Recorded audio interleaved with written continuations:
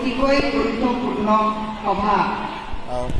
আপোনালোক ধেমাজিৰ বাসী ৰাইজ, বানপীড়িত ৰাইজ, মই বহুদিন ধৰি আপোনালোকৰ ধেমাজি অঞ্চলত, ধেমাজি জিলা অঞ্চলবিলাকত, মাজুলীত, লখিমপুৰৰ সকলো বানাক্ৰান্ত অঞ্চলত মই পৰিভ্ৰমণ কৰি চাইছোঁ। বিগত 2006 চনৰ পৰা 11 চনলৈ যিটো চৰকাৰ, সেই চৰকাৰ থকা সময়তো মই কৃষি বিভাগৰ মন্ত্ৰী হিচাপে আপোনালোকৰ এই অঞ্চল মই ঘূৰি চাইছোঁ। মই আচৰিত পাইছোঁ যে ধেমাজি ঢকুৱাখানা বা লখিমপুৰ জিলাখনত বানে আমাৰ ৰাইজক ইমানো পিছু কৰে। খেতি পথাৰ বুৰাই পেলোৱা দেখিছোঁ। মানুহৰ ঘৰ বাৰী 6 ফুট 8 ফুট 10 ফুটলৈকে পানীয়ে বুৰাই পেলোৱা দেখিছোঁ।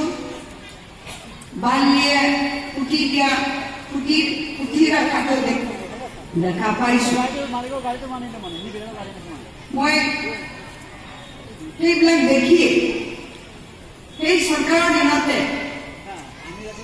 আমাৰ বানাক্ৰান্ত লোকসকলক সকাহ দিবৰ কাৰণে এটা স্কিম বা প্ৰজেক্ট ল'বৰ কাৰণে চেষ্টা কৰিছিলোঁ।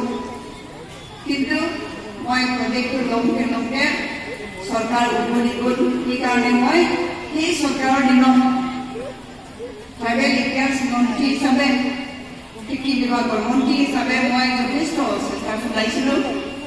কিন্তু পৰৱৰ্তী সময়ত মই বিশেষ দায়িত্ব নোপোৱাৰ কাৰণে মোৰ যিটো সপোন, এই অঞ্চলৰ ৰাইজক সকাহ দিবৰ কাৰণে যিখিনি সপোন, মোৰ যিখিনি সংকল্প, সেই সংকল্পটো মই কাৰ্যকৰী কৰিব নোৱাৰিলোঁ। কৃষিমন্ত্ৰী হিচাপে আপোনালোকৰ খেতি পথাৰ চাইছোঁ, বহুত ভাল লাগিছিলে। আপোনালোকৰ খেতি পথাৰ অঞ্চলটো বানে গৰকা অঞ্চলত খৰালি বতৰ আহিলে সৰিয়হৰ খেতিৰে হালধীয়া কৰি ৰাখিছিল। এইবিলাক মই দেখা পাইছোঁ। সেইকাৰণে মই কিছু সংকল্প লৈছিলোঁ, কিন্তু ভগৱানে মোক সেইখিনি সুবিধা কৰি নিদিলে। ইয়াতে আহি পেলাই মডেল ভিলেজ স্থাপন কৰিবৰ কাৰণে মই চেষ্টা চলাইছিলোঁ। মিচিঙৰ মাজৰ ঘৰ কৰি থকাৰ যিখিনি আদব কায়দা, সেই আদব কায়দাটো কেনেকৈ উন্নত কৰিব পৰা যায়, সেইটোৰ বিষয়ে মই চেষ্টা কৰিছিলোঁ, জানিবৰ কাৰণে চেষ্টা কৰিছিলোঁ, আৰু মানদণ্ডটো উন্নত কৰিবৰ কাৰণে চেষ্টা কৰিছিলোঁ। কিন্তু পিছলৈ নহ'লগৈ। তথাপিওতো আজি যিহেতু বানাক্ৰান্ত লোকসকলক লৈ কেনেকৈ ইয়াৰ পৰা পৰিত্ৰাণ পোৱা যায়, ইয়াৰ বাবে আলোচনা বিলোচনাৰ মাজেদি এটা সিদ্ধান্ত আহিবৰ কাৰণে বা ইয়াৰ পৰা পৰিত্ৰাণ পাবৰ কাৰণে আপোনালোকে যিখিনি প্ৰচেষ্টা হাতত লৈছে, এই প্ৰচেষ্টাটো প্ৰশংসনীয়। আজি আপোনালোকৰ এই সভাত আমাৰ কেন্দ্ৰীয় মন্ত্ৰী আহিব। তেখেত আমাৰ ইয়াত উপস্থিত থাকি আপোনালোকৰ সকলো সমস্যা তেখেতে পৰীক্ষা নিৰীক্ষা কৰিব। কেন্দ্ৰীয় চৰকাৰৰ ফালৰ পৰা নৰ্থ ইষ্ট ৰিজনত তথা আমাৰ অসমত বানপানীয়ে আমাৰ অসমীয়া ৰাইজৰ কেনেকুৱা ধৰণৰ চোৰা কৰে সেইটো আদি কৰিবৰ কাৰণে কিছুমান মাননীয় মন্ত্ৰী তথা সন্মানীয় মন্ত্ৰীসকলক আমাৰ অসমলৈ পঠিয়াবৰ কাৰণে যিখিনি পদক্ষেপ লৈছে, সেই অনুসাৰে আজি আমাৰ মাজত ৰামদাস আঠাৱলে আহিব। তেখেতৰ সহযোগীসকল আহিব, সাংসদ আহিব, আমাৰ বিধায়ক সন্মানীয় বিধায়কসকল আহিব। তেওঁলোকে নিশ্চয় কিছুমান পৰিকল্পনা লৈছে। এই পৰিকল্পনা অনুসৰি যাতে আমি কেন্দ্ৰীয় চৰকাৰৰ ফালৰ পৰা সকাহ পাবৰ কাৰণে আমি পথ পাম, ৰাস্তা পাম, সেইটো মই আশা কৰিছোঁ। মই নিজেও চিন্তা কৰিছোঁ যে ভূমি সংৰক্ষণৰ যোগেদি যদি আমি মোটা অংকৰ যদি আমি পইচা পাওঁ, তেতিয়াহ'লে আমি কিছুমান পৰিকল্পনা ল'ব পাৰোঁ। এই কথাটোৱে মই আহি থাকোঁতে ৰাস্তাত মই ভাবি আহিছোঁ। ভূমি সংৰক্ষণ বিভাগটো একেবাৰে সৰু ডিপাৰ্টমেণ্ট, ইয়াৰ বাজেট একেবাৰে কম। অন্যান্য ডিপাৰ্টমেণ্টবিলাকত যেনেকৈ 1000 কোটি টকা থাকে, 500-800 কোটি টকা বাজেট থাকে, কিন্তু ভূমি সংৰক্ষণ বিভাগত তেনেকুৱা ধৰণৰ নাথাকে। এই বছৰ আমি 50 কোটি টকা পাইছোঁ। এই 50 কোটি টকাৰে আমি কিছুমান পৰিকল্পনা লৈছোঁ যাতে ৰাইজে ইয়াৰ দ্বাৰা উপকৃত হয়। নদীৰ খাপে খাপে আমি গছ-গছনি ৰুব চেষ্টা কৰিছোঁ যাতে বা এই নদীবিলাকৰ খৰস্ৰোতা যিটো সোঁত, এই সোঁতটোৱে যাতে পাহাৰৰ পৰা নামি অহা পানীটো বাধা দিব পাৰে আৰু আমাৰ খেতি পথাৰ যাতে সহায় লৈ যোৱাত অলপ সকাহ দিব পাৰোঁ। তাৰ কাৰণে মই আঁচনিবিলাক বনাবলৈ চেষ্টা কৰিছোঁ। 50 কোটি টকা, মামুলি টকা, ইমান ডাঙৰ সমস্যা, এই সমস্যাটো 50 কোটি টকা একো কৰিব নোৱাৰে, একো কৰিব নোৱাৰে। সেইকাৰণে মই যদি মন্ত্ৰী ডাঙৰীয়া আহে, তেখেতৰ লগত মই আলোচনা কৰিম। ভূমি সংৰক্ষণ বিভাগৰ যোগেদিও যথেষ্ট কৰিবলগীয়া আছে, কাৰণ খহনীয়া প্ৰতিৰোধ কৰিব পাৰি ভূমি সংৰক্ষণ বিভাগৰ যোগেদি। কিছুমান খেতিৰ কাৰণে উপযোগী নোহোৱা মাটিবিলাকক আমি সুন্দৰকৈ ডেভেলপ কৰি দিব পাৰি। এনেকুৱা ধৰণৰ কামৰ যোগেদি এই অঞ্চলত তথা সমগ্ৰ অসমৰ বানাক্ৰান্ত অঞ্চলত সকাহ দিবৰ কাৰণে আমি সুবিধাটো পাম। আজি মোৰ এনেকুৱা ডিপাৰ্টমেণ্ট নাই, যি ডিপাৰ্টমেণ্টৰ যোগেদি আপোনালোকক কিছু হ'লেও আমি সহায় কৰিব পাৰোঁ। মাত্ৰ এইখিনিয়ে কৈছোঁ যে যি পাৰোঁ মই ধেমাজি, লখিমপুৰ ডিষ্ট্ৰিক্টত সহায় কৰিবৰ কাৰণে এই বছৰ গছ-গছনি ৰুবৰ কাৰণে চেষ্টা কৰিছোঁ। আৰু ভৱিষ্যতে যাতে এই গছ-গছনিয়ে নদীৰ ওপৰত যেনেকৈ ধাৰাবাহিকভাৱে ইমান খৰস্ৰোতা সোঁত লৈ পেলাই গতি লৈ পেলাই আহে, সেই গতিটো যাতে আমি নিয়ন্ত্ৰণ কৰিব পাৰোঁ, এইখিনি মই চিন্তা কৰিছোঁ। কিছুমান টেকনলজিৰ প্ৰয়োজন আছে। ইয়াত এক্সপাৰ্টসকল আহি পেলাই ষ্টাডি কৰাৰ প্ৰতি প্ৰয়োজন আছে। এক্সপাৰ্টসকল আহি পেলাই ইয়াত ডাঙৰ ডাঙৰ পৰিকল্পনা লোৱাৰ, প্ৰজেক্ট লোৱাৰ অতি প্ৰয়োজন আছে। সেইকাৰণে আজি 15টা সংগঠনে একত্ৰিতভাৱে এই অঞ্চলৰ সকলো জাতি জনগোষ্ঠীৰ লোকসকলক একত্ৰিত কৰি যাতে আপোনালোকে প্ৰদৰ্শন কৰিব পাৰে যে আমি আমাক বানাক্ৰান্তৰ পৰা মুক্তি দিয়ক, সকাহ দিয়ক, এই প্ৰতিশ্ৰুতিটো যাতে মন্ত্ৰীসকলৰ আগত প্ৰদৰ্শন কৰিব পাৰে। তাৰ কাৰণে আজি বিশাল জনসমাৱে আজি আয়োজন কৰিছে।